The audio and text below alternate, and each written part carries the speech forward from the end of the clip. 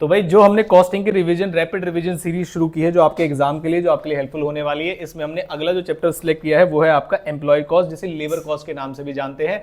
दो rapid revision series already डल चुकी है, एक मटेरियल कॉस्टिंग की, एक मार्जिनल कॉस्टिंग की। आई होप आपने देख ली है, आज ही के दिन डली है, फटाफट से जाके चेक कर लीजिएगा। स्टार्ट करता हूं एम्प्लॉय कॉस्ट वाले से। हम क्या करा रहे हैं इस रैपिड रिवीजन में, एक चैप्टर के अंदर जितने भी प्रोविजन पॉसिबल है उन सबको लॉजिक के साथ डिस्कस करके और आपको फॉर्मूले समझा के कर रहे हैं, ताकि उसके बाद आप जाके क्वेश्चन प्रैक्टिस कर सकें। तो जो टॉपिक है उसका नाम है एम्प्लॉय कॉस्ट और लेबर कॉस्ट। इसमें कितने तरीके के क्वेश्चन आते हैं, तो एम्प्लॉय कॉस्ट सामने आते ही सभी बच्चों को लगता है कि हॉल से और रोवन का ही क्वेश्चन आएगा, इसके अलावा कोई क्वेश्चन आ ही नहीं सकता, लेकिन ऐसा नहीं है। हॉल से रोवन का भी क्वेश्चन आ सकता है। दूसरा आपके लेबर टर्नओवर रेशियोज होते हैं जिसमें रिप्लेसमेंट मेथड, फ्लक्स मेथड, वो भी आ सकता है। और एक इंपॉर्टेंट क्वेश्चन और है जिसमें एम्प्लॉय की अर्निंग या लेबर कॉस्ट निकालने के लिए पूछा जाता है, जिसकी इलस्ट्रेशंस भी गिवन है, लेकिन बच्चे उस पर ध्यान नहीं देके जाते। तो मैं तीनों ही चीजें आपको वन बाय वन समझाता हूं। सबसे पहले अगर क्वेश्चन ने पूछा है बताओ जरा फटाफट से लेबर कॉस्ट क्या है, तो लेबर कॉस्ट का मतलब यह होता है कि जब आपकी ऑर्गेनाइजेशन से, मतलब एम्प्लॉयर से एम्प्लॉय के पास जो भी जा रहा है उसे लेबर कॉस्ट बोलते हैं। जरा ध्यान से सुनना।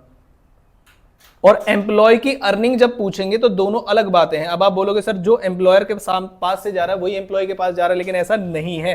लेबर कॉस्ट का मतलब यह होता है कि चाहे एम्प्लॉयर के पास से परक्विजिट्स क्यों ना जा रहे हो। अब परक्विजिट्स आपने सुना होगा, परक्विजिट्स का मतलब होता है आपका बेनिफिट्स इन काइंड, लेकिन क्या वो एम्प्लॉय की अर्निंग है, क्या वो जेब में जाएंगे? Answer is no. तो जब हम अर्निंग निकालेंगे तो परक्विजिट्स को नहीं लेते हैं, लेकिन जब लेबर कॉस्ट निकालेंगे टू द ऑर्गेनाइजेशन तब परक्विजिट्स को लेते हैं। ऐसे एम्प्लॉयर कॉन्ट्रीब्यूशन वाला पार्ट होता है। तो जल्दी से बता देता हूं, तो अगर आपसे क्वेश्चन में पूछा है कि लेबर कॉस्ट बताइए तो कौन कौन से खर्चे ऐसे हैं जो आपको शामिल करने हैं, तो सबसे पहले लिखना है आपको बेसिक सैलरी, फिर उसके बाद डीएनएस अलाउंस, कमीशन, बोनस, ये उधर भी आएगा इधर भी आएगा।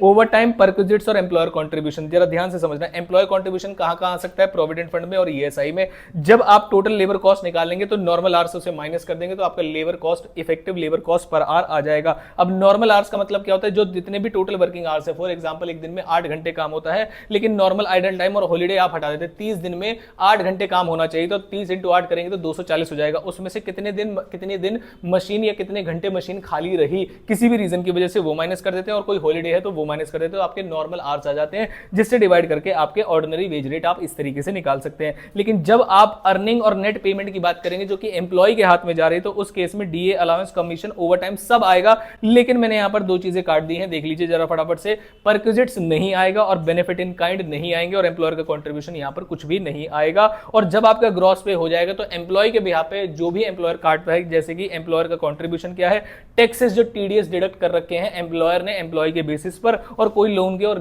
ईएमआई की रीपेमेंट है। तो इस फॉर्मेट को जरूर देख के जाइएगा। एक दो इलस्ट्रेशन आपको इसके स्टडी मटेरियल में मिल जाएंगे, उसे जरूर देख के जाइएगा। 5 नंबर फ्री फंड के आ जाते हैं ऐसे। नेक्स्ट आता है आपका रिप्लेसमेंट मेथड, जो हमारे होते हैं टर्नओवर रेशियोज, इसे बोलते हैं लेबर टर्नओवर रेशियोज। इसमें छोटे छोटे पॉइंट्स में आपको कंफ्यूजन आ सकती है, मैं हर एक पॉइंट को ध्यान से दिखाता हुआ चलूंगा आपको।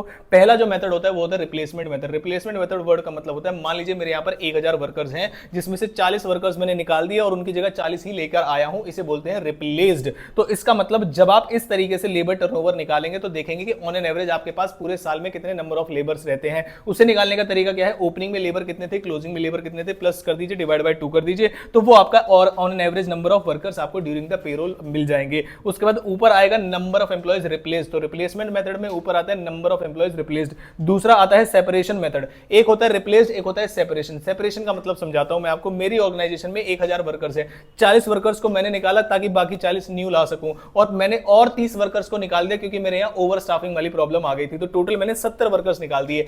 कुछ वर्कर्स खुद ही छोड़ के चले गए, कुछ मैंने निकाल दिए, कुछ रिप्लेस हो गए। तो जितने भी वर्कर्स आपकी ऑर्गेनाइजेशन से गए हैं, सेपरेट हुए हैं, चाहे अपनी मर्जी से या आपने निकाले हैं, उसे बोलते हैं सेपरेशन। तो ऊपर लिखेंगे नंबर ऑफ एम्प्लॉइज सेपरेटेड, चाहे निकाले गए हो, रिट्रेंच्ड हो या खुद छोड़कर गए हो, divide by average number of workers, वो दोनों में ही सेम रहेगा। नेक्स्ट आता है फ्लक्स मेथड, जिसमें काफी सारे बच्चों को कंफ्यूजन होती है, क्योंकि फ्लक्स मेथड को दो तरीके से सॉल्व किया जा सकता है और दोनों तरीके से आंसर अलग आता है। मेरा आपको सजेशन है कि अगर एग्जाम में आप दोनों करके आएंगे। पहला मेथड ये कहता है कि ऊपर के दोनों मेथड्स को प्लस कर दीजिए, मतलब सेपरेशन को और रिप्लेस को। Number of employees separated plus number of employee replace, दोनों को आप प्लस कर दीजिए, divide by average number of employees कर दीजिए। या फिर दूसरा तरीका यह है कि आप नंबर ऑफ सेपरेशंस ले आइए और नंबर ऑफ एक्सेशंस ले आइए। एक्सेशंस वर्ड का मतलब यहां पर यह होता है कि जो निकाले गए थे उनके बदले में लाए हो या एक्सपेंशन प्रोग्राम के तहत लाए। टोटल जितने भी लोग आए हैं, टोटल जितने भी लोग गए हैं किसी भी रीजन की वजह से, और टोटल कितने भी लोग आए हैं किसी भी रीजन की वजह से, ऊपर का फॉर्मूला आप इस तरीके से भी बना सकते हैं और divide by average number of employees रख देंगे तो आपके तीनों लेबर टर्नओवर रेशियोज यहां पर निकल के आ जाएंगे। नेक्स्ट आता है piece rate versus time rate, जिसमें काफी सारे बच्चे कंफ्यूज हो सकते हैं। एक एग्जांपल से आपको समझाता हूं। फॉर एग्जांपल जैसे मान लीजिए क्वेश्चन ने लिखा है कि आपको एक यूनिट बनाने के, ध्यान से समझना, पीस रेट कई बार गिवन होता है जिससे आपको टाइम रेट निकालना पड़ सकता है, पता चले हॉल से और रोवन का क्वेश्चन सॉल्व ही नहीं हो पाया। एक यूनिट को बनाने के लिए राम को अलाउ किए जाते हैं, एक यूनिट को बनाने के राम को मिलते हैं 10 रुपए। एक यूनिट को बनाने के राम को मिलते हैं 10 रुपए, जरा ध्यान से समझना। और एक यूनिट को बनाने के लगते हैं 5 घंटे, एक यूनिट को बनाने में लगते हैं 5 घंटे। तो ये हमारे पास जो इंफॉर्मेशन गिवन है ये है पीस रेट, एक यूनिट को बनाने के कितने पैसे मिलते हैं। अब इस पीस रेट को अगर मैं टाइम वेज या टाइम रेट में कन्वर्ट करना चाहूं तो इसका मतलब मैं ये कह सकता हूं कि एक यूनिट को बनाने के जब 10 रुपए मिलते हैं तो यानी कि 10 रुपए मिलते हैं 5 घंटे काम करने के। 10 रुपए इज इक्वल टू 5 आवर्स की लेबर, और अगर मुझे 1 घंटे का लेबर आवर चाहिए तो 10 रुपए डिवाइड बाई 5 अगर कर दूंगा मैं तो मेरे पास 2 रुपए पर आवर आ जाएगा और ये आपकी टाइम वेज बन जाएगी। और अब आप क्वेश्चन को आगे सॉल्व कर पाएंगे। कई बार क्वेश्चन में ऐसे कन्वर्जन के लिए दिया जा सकता है, अगर कन्वर्जन नहीं आता हुआ तो आप प्रॉब्लम वाली सिचुएशन में आ सकते हैं। नेक्स्ट सबसे इंपॉर्टेंट पार्ट आपको कौन सा वाला, होलसे वाला। होलसे के अंदर आपको निकालनी पड़ती है टोटल वेजेस। तो दो ही चीजें आती हैं उसके अंदर, basic wages plus bonus. Basic wages का सिंपल फॉर्मूला है एक्चुअल आवर्स जितना काम किया गया multiplied by time wage rate, जो भी क्वेश्चन में गिवन होगा। बोनस यहां पर क्या करते हैं जरा ध्यान से समझिए, एक एग्जांपल से आपको समझाता हूं। मान लीजिए क्वेश्चन ने कहा कि मेरे पास स्टैंडर्ड आवर्स हैं, स्टैंडर्ड आवर्स हैं फॉर एग्जांपल 100 आवर्स, और वर्कर ने काम कर दिया एक्चुअल आवर्स मान लीजिए 70 आवर्स, तो उसने आपका टाइम सेव कर दिया। टाइम सेव जो यहाँ पर हुआ वो हुआ 30 घंटे, और 1 घंटे के मान लीजिए मैंने कहा 1 आवर की जो वेज पेमेंट है वो है फॉर एग्जाम्पल मैंने कहा 10 रुपए। तो अब इस क्वेश्चन को कैसे सॉल्व करेंगे, तो अगर आप बेसिक वेजेस की बात करेंगे तो उसने कितने घंटे काम किया, 70 घंटे काम किया, और 10 रुपए के हिसाब से उसे 700 रुपए मिल जाने चाहिए। फिर आते हैं बोनस में। बोनस में क्या करना है आपको, जितने घंटे उसने काम नहीं किया, कितने घंटे काम नहीं किया, बचा लिए उसने 30 घंटे, उसकी कितनी वेजेस बनती है 10 रुपए के हिसाब से 300 रुपए बनते हैं, उसके आधे पैसे दे देना उसको, यानी कि 150 रुपीज दे देना। तो यहाँ पर जो टोटल अर्निंग हो जाएगी वो 850 हो जाएगी। डिवाइड किससे करना है सर, एक्चुअल आवर्स से, जितने घंटे उसने काम किया, और कितने घंटे काम किया 70 आवर्स। तो 850 डिवाइड बाय 70 आवर्स अगर आप कर देंगे तो इफेक्टिवली आवरली वेज रेट आ जाएगा होलसे के अंदर। ये फॉर्मूला है और इस तरीके से एप्लीकेबल किया जाता है। यही केस अगर सेम में रोवन के अंदर कर दूं तो सर क्या आएगा, तो बेसिक वेजेस में कोई चेंज नहीं आएगा, वो 700 ही रहने वाली है, क्योंकि 70 घंटे आपने काम किया है 10 रुपए के हिसाब से। लेकिन यहां पर चीजें बदल जाती हैं। आपने कितना टाइम सेव किया सर, 30 घंटे, ठीक है। एक्चुअल आवर्स कितने थे सर, एक्चुअल आवर्स थे हमारे 70 घंटे। कितने घंटे की बात की जा रही है, 100 आवर्स की, मल्टीप्लाइड बाय वेज रेट कितना है 10 रुपए।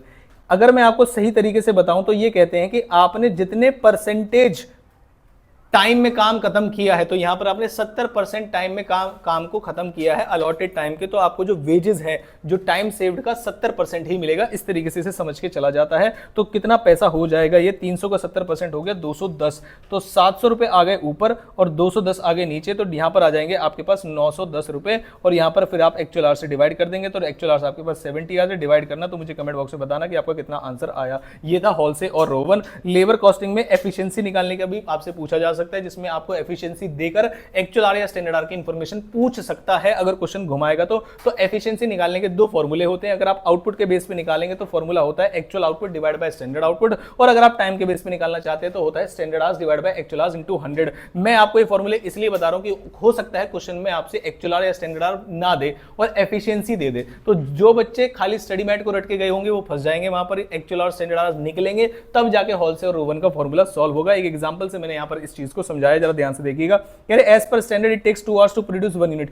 एक यूनिट को बनाने में स्टैंडर्ड के हिसाब से कितने घंटे लगते हैं, 2 घंटे लगते हैं। राम ने 100 घंटे लगा के और श्याम ने 150 घंटे लगा के आउटपुट बनाई है 60 और 70। कैसे सॉल्व करेंगे, मैंने कहा राम वाला पार्ट मैं बता देता हूं, श्याम वाला पार्ट आप खुद से समझ लेना। इसमें ऑन टाइम बेसिस, कह रहे टाइम के बेसिस पे कैसे एफिशिएंसी निकलेगी, तो स्टैंडर्ड चला जाएगा ऊपर। स्टैंडर्ड कितना था 120 घंटे। कैसे पता चला सर, जरा ध्यान से देखना। 100 घंटे हैं एक्चुअल टाइम उसने लिया है, और क्वेश्चन ने कहा था एक यूनिट को बनाने के 2 घंटे लगते हैं, तो क्वेश्चन उसने बनाए कितने 60 यूनिट्स। तो 60 यूनिट्स ही बनानी थी और स्टैंडर्ड था 2 का, तो 120 घंटे लगने चाहिए थे और आपने लगाए 100 घंटे, इसका मतलब एफिशिएंट है। तो 120 घंटे जहां लगने चाहिए थे, स्टैंडर्ड चला गया ऊपर और आपने लगाए कितने हैं, 100 घंटे मल्टीप्लाइड बाय 100, तो एफिशिएंसी आ गई आपकी 120%। कई बार क्वेश्चन में क्या होगा, एफिशिएंसी आपको नहीं देगा, तो आप क्या करेंगे पता है, उस समय पर 120 is equal to standard R divide by actual R and multiplied by 100 करेंगे। वहां पर आपको समझ में आ जाएगा कि कोई भी इंफॉर्मेशन, मान लीजिए एक्चुअल दिया है तो स्टैंडर्ड पूछ लेगा, स्टैंडर्ड दिया है तो एक्चुअल पूछ लेगा, इधर उधर करके आप आंसर निकाल पाएंगे। ये चीज मैं आपको यहां पर समझा रहा हूं। आउटपुट के बेसिस पर अगर आप निकालना चाहते हैं तो कैसे पता चलेगा सर, अब आ जाइए आउटपुट के बेसिस पर, राम वाला ही बता देता हूं।